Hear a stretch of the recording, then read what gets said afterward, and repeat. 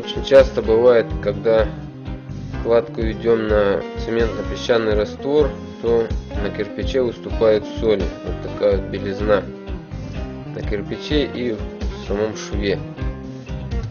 Для того, чтобы их убрать, используем специальную жидкость, которая называется смывка высылок. Вот я провожу по шву, и видно, что он пенится. Видно, белый такой получается.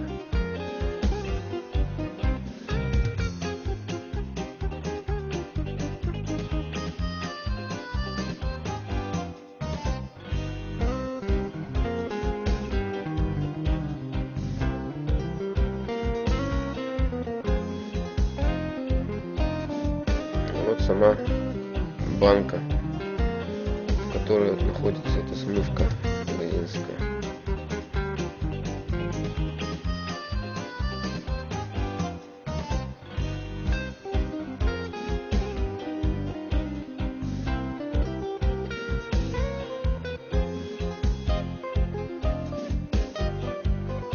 Здесь я уже камин обработал, уже белизны не видно.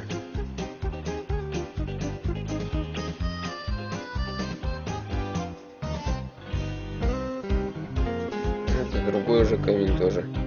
Вот я провожу по шву, и видно, что он пенится.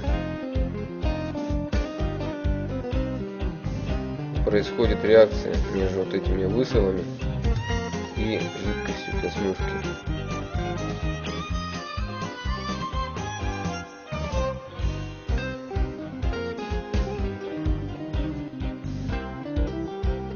Иногда за один раз